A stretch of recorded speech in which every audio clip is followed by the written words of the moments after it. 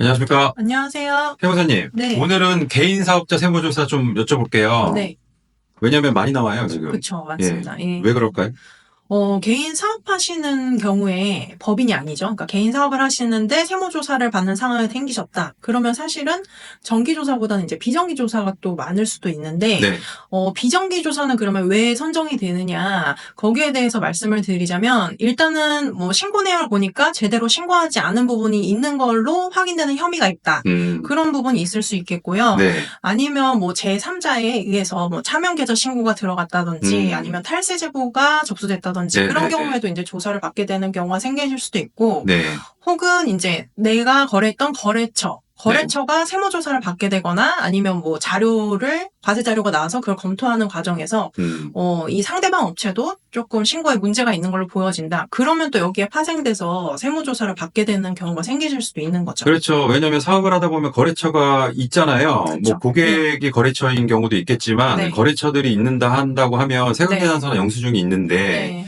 어느 한 업체가 문제가 됐다 그러면은 줄줄이 고구마예요. 줄줄이 고구마 이렇게 나오듯이 연결이 된다는 얘기죠. 네, 네. 그래서 그런 부분들은 하시면 안 된다. 네. 그러나 근데 알고 하는 경우가 아니라 정말 모르고서 적발되는 경우들도 그쵸, 많거든요. 많습니다. 예. 근데 모른다고 봐주는 건 아니잖아요. 그렇죠. 네. 아, 저 몰랐어요. 막 네. 이렇게 해서 좀 이렇게 좀 부탁하고 좀 이렇게 말씀드리면 안 되나요?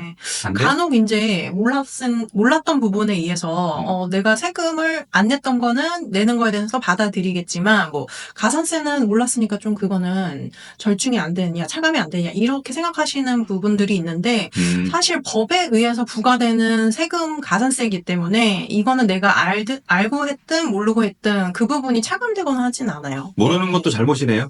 그쵸. 어떻게 보면 몰랐던 것도 잘못인 셈이 되는 거죠. 그러면 제대로 알고 해야 된다. 네. 예, 조언을 받아야 되는 것도 중요하다. 네, 네. 예, 그렇게 생각이 들고요. 네. 세무조사를 진행을 하는 절차는 어떻게 되나요?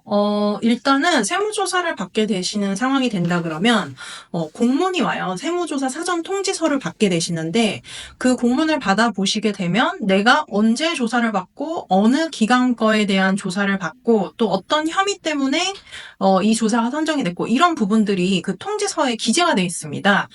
그래서 이렇게 통지를 받게 된다 그러면, 실질적으로 조사를 받게 되는 그 기간까지는, 내가 조사를 준비하는 기간으로 삼으셔야 된다. 이렇게 보셔야 되고, 실질적으로 그러면 이제 조사가 시작되는 기간이 됐다 그러면 그 기간 동안에는 물론 이제 사업을 하시는 것도 중요한 부분이긴 합니다만 이 조사를 잘 대응하는 게 또 중요한 부분이다 보니까, 직접 하시는 부분이 좀 버거우실 수가 있어요. 그래서 보통은 이제 전문 세무사의 도움을 받으셔서 수임을 하시고 세무사와 함께 내가 소명하고자 하는 부분에 대해서 자료를 같이 제출하고 또 법의 논리를 도움을 받아야 되는 부분이 있으면 그런 부분들을 이제 세무사를 통해서 준비를 하시고 그렇게 해서 이제 소명을 하시게 되면 조사관이 그 자료에 대해서 검토를 하고 또 피드백을 주고 이런 과정을 이제 계속적으로 거치면서 조사가 이제 진행되게 되는 거죠. 그러니까 조사 뭐 어렵습니다. 네. 뭐 개인이 그 조사를 대응하고 준비한다는 게 뭐 말처럼 쉽진 않죠. 네. 뭐 못하는 건 아닙니다. 네. 근데 그러나 그거에 대한 목적과 효과를 누리기 위해서 전문가의 도움이 반드시 필요할 것 같고요. 네. 근데 만약에 결과가 너무 억울해요. 네. 마음에 안 들어요. 그러면 또 납세자의 또 권리 중에 네. 조세불복이라는 게 또 할 수 있는 게 있잖아요. 네, 그렇죠. 예, 좀 설명 좀 부탁드립니다. 일단은 조사가 끝나게 되면 시작할 때와 마찬가지로 공문으로서 조사 결과에 대한 그 통지서가 나오는데, 그 결과에는 어떠한 세금이 얼마가 부과될 거다. 이런 이제 금액들이 기재가 돼 있고, 어떤 항목이 잘못됐다. 이런 부분까지도 이제 알 수가 있는 거죠. 그러면 그 결과에 대해서 내가 수긍하지 못하는 부분이 있다거나 해서, 이 부분은 조금 내가 더 법적으로 다퉈보고 싶다. 내 권리를 주장해보고 싶다. 하신다고 하면은 조세 불복 절차를 거치게 돼 있어요. 그러면 그때도 이제 문서로서 내 주장을 펼치게 되는데 이때도 사실은 직접 내가 본인이 사업하시는 개인 사업자 본인이 하시기는 조금 어렵다 보니 전문 세무사의 도움을 받아서 진행을 하시는 경우가 많고 이렇게 조세 불복 절차를 신청하시게 되면 위원회가 형성돼서 그 위원들 간의 결정으로서 그 결과가 나오게 되는 거죠. 그러니까 뭐 억울한 경우에는 당연히 납세자의 권리도 있는 겁니다. 네. 뭐 잘못한 건 잘못한 거고 억울한 건 또 억울한 거고 네. 그런 부분들에 대해서 조세 불복이라는 절차라는 거를 할 수 있는 건데요. 네.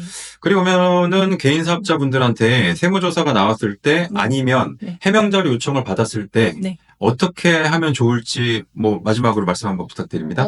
일단은 통지서나 해명 안내문 받으시게 된다 그러면 많이 좀 놀라고 당황하시겠지만 그럴 수밖에 없죠. 그럴 때 이제 전문 세무사의 도움을 받아서 그 준비를 어떻게 할 것인가 그 부분을 좀 잘 대비를 하셔서 조사를 받는 기간 동안 내가 억울함 없이 주장을 잘 펼치셔서 또 억울한 과세가 되지 않게끔 그렇게 준비를 하시는 게 좋을 것 같습니다. 네, 세무사님 오늘 말씀 감사드립니다. 네, 감사합니다.